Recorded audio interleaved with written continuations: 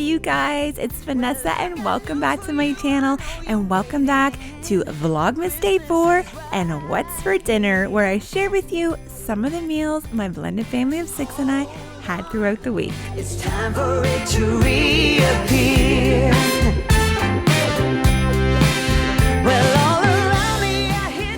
Alright, so the first recipe I'm sharing with you is melt in your mouth chicken. This is something I found on Pinterest, and as per usual, I will leave all links down below or type out any of my personal recipes. I'm going to serve this up with some garlic knots. I've had these before, you guys know they're super good, and just kind of a Greek Italian salad. So basically everything that goes in a Greek salad with Olive Garden Italian dressing. Love is in the air, my heart is filled with peace. It comes back every year just to set my mind at ease.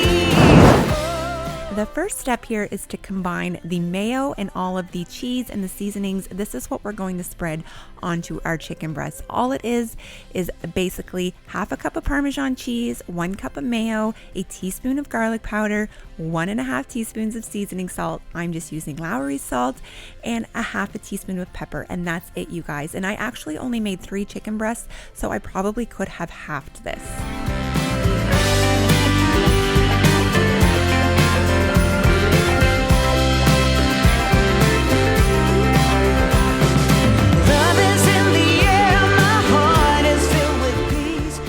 Just put these straight on a sheet pan. I just opted to put them on this rack. I just figured if there was any excess it would drip off and the chicken wouldn't kind of be sitting in its own juices. I feel like I say that a lot in my videos, but it's true. So I'm just taking some, as much or as little as you'd like, and I'm spreading it evenly across each of the chicken breasts. Ooh, Christmas is a part. I'm going to put these in the oven at 375 for about 35 minutes, and then for the last 10 minutes of cooking, I'm going to top them with some delicious cheese. Now I'm going to go ahead and put together my salad.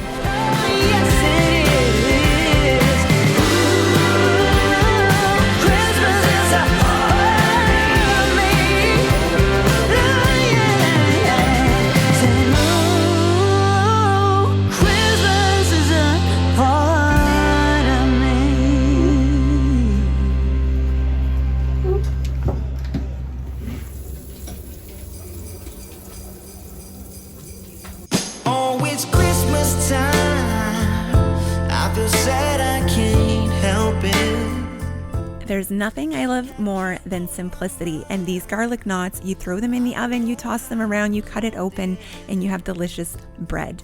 And this chicken literally melts in your mouth, you guys. It's so good. Absolutely give it a try. Darling, so come home, so come. You keep me up all night. I try to figure this out, 'cause you left something for me.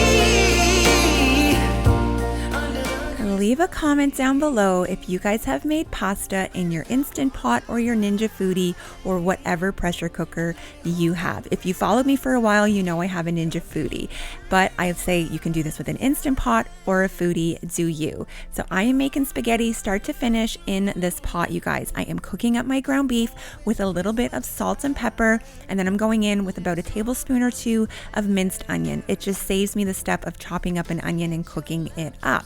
Now I had a little bit of extra grease in here, and I'm sure you guys have seen this trick on YouTube already, but grab a paper towel and zhuzh it around. Yes, that's an official cooking term, with some tongs, and just pick up any extra grease. There was still a little bit in there, but we're just gonna roll with it. So I have about a pound of ground beef that is cooked.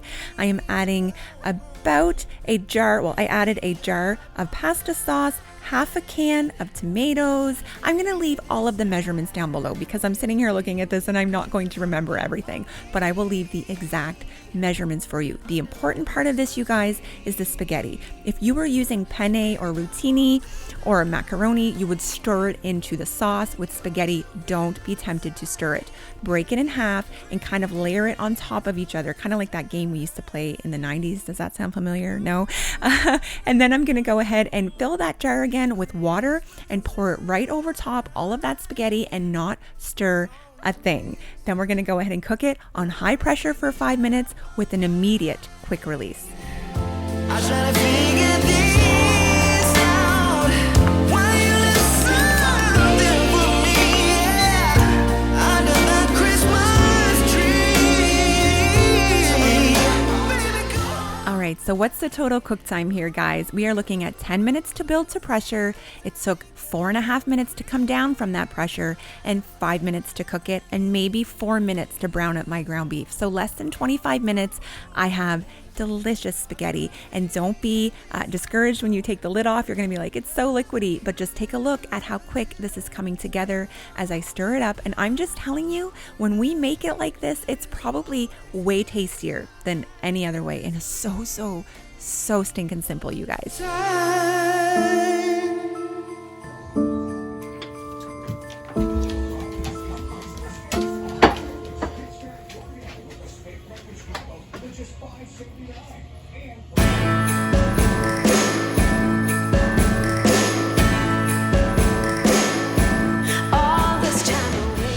So I've shared this with you guys before, several times actually, and I thought I'm just going to show you guys what we ate for supper and link the recipe down below. If you're anything like me, I rarely click that link and then I never know how it was made. So I thought, you know what, I have a lot of new subscribers. I'm just going to show you guys how I make my candied meatballs. I'm calling them candied because when you see how much sugar goes into these, you're going to understand. Like I said at the beginning, I will type it all out for you guys below. The first step though is the meatball themselves. You can use frozen meatballs, do you? I just have very fussy people in my house who do not like them. So I think it's super simple to do it this way. I was able to get this. It's about 3.5 pounds of ground beef. I'm simply seasoning it with salt, pepper, minced garlic or minced onion, some garlic powder, and breadcrumbs, and about an egg per pound of meat. That's usually how I gauge when I make meatballs, if I'm using eggs. When I'm making this recipe, for whatever reason, I like to use eggs in my meatballs. So I'm gonna go ahead and go in with a fork, and then you guys know I have to get in there with my hands. Children singing carols now. The snow is falling down. Now for the next step, I'm going to lay them out on a giant cookie sheet. This sheet fits perfectly in my oven, and I always know when I buy this big pack of ground beef at Walmart that I make exactly enough meatballs to fit on this cookie sheet. So like I said, it worked out to about 3.5 pounds of meat. Also, another tip, if you're using parchment paper like I am here, just to keep the grease off my pan, crumple it up first before you try to smooth it out, and it'll help you kind of get those lines and edges and ridges.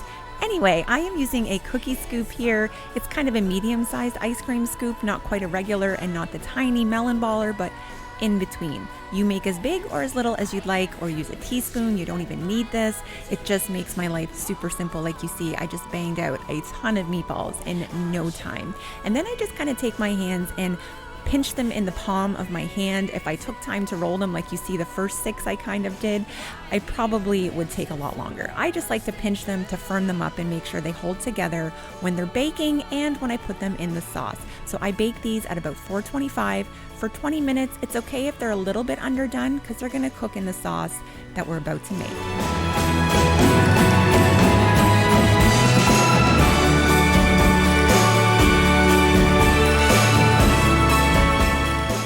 Dora the Explorer reference, my handy dandy notebook from 2004. Gotta find that recipe.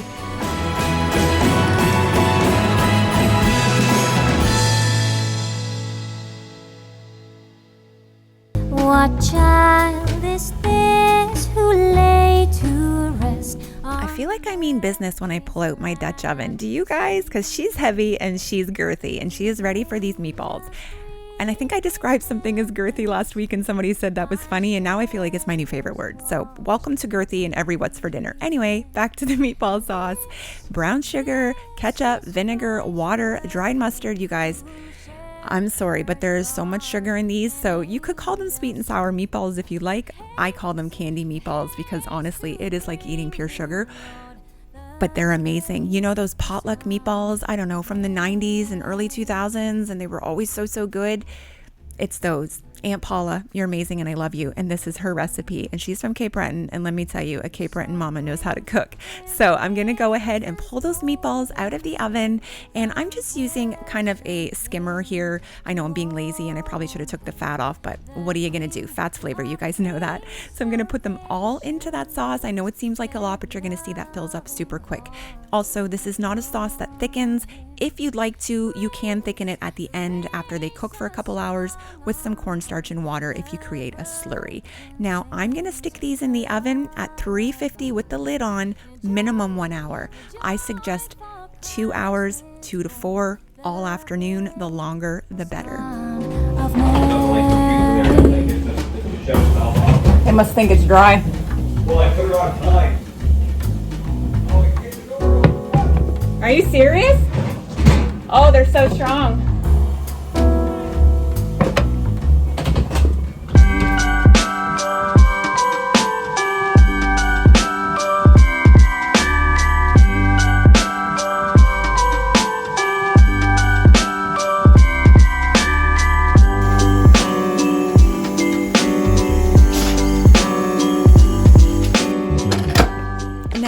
They're so sweet, we serve them with rice, and I will link below my Foodi recipe for making the perfect pressure cooker rice.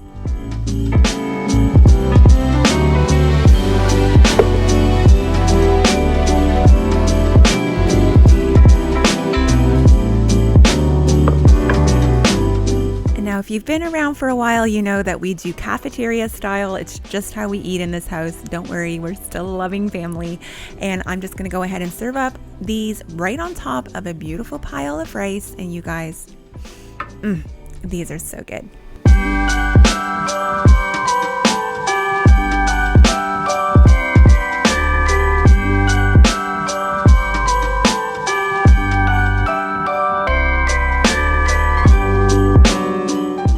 So for the last meal of the week, are you following me on Instagram? No? Why not? Because you surely should. I always give a little sneak peek of the meals that I'm going to share with you guys on my What's for Dinner every week. So please head on over at Vanessa White Randomness and check it out. Now, garlic bread pizzas. I'm sure if you're following me, you're following other YouTube moms who have already made these, which is why your girl here has been influenced. And the last mama to influence me was Kat over at Southern Farm and Kitchen. So I am pulling out the garlic bread. I buy this at Costco, you guys. I think Kat used something maybe from Walmart. I can't find that here. I'm shredding up some mozzarella cheese in my fancy new cheese grater, and I'm just spreading all of my garlic bread out on a sheet pan. I'm using this Great Value pizza sauce, about a tablespoonful on each, a heaping tablespoon, smoothing it out. Then I'm going to layer on some pepperoni because I'm calling these double pepperoni garlic bread pizzas. And then I'm going to add some Parmesan cheese and some Italian seasonings, some mozzarella cheese, and top it up with pepperoni and bake them in the oven. These baked at about 425 for a good 20 minutes.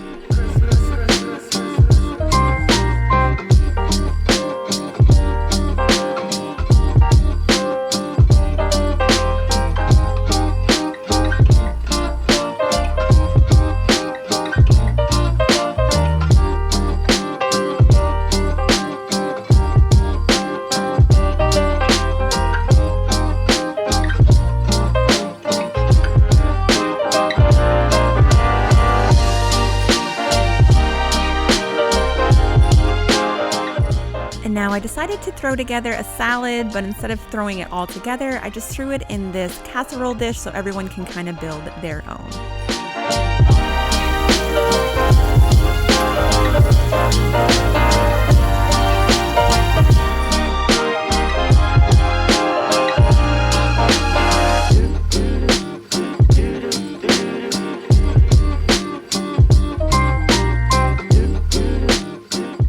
Something about these definitely screamed cafeteria pizza or pizza sub. I don't know, but it was so good, and it's definitely going to go back on the menu for us. But you guys, these were all the meals that I had to share with you this week. I hope you enjoyed. I hope it inspired you to cook for your family and motivated you to try something new.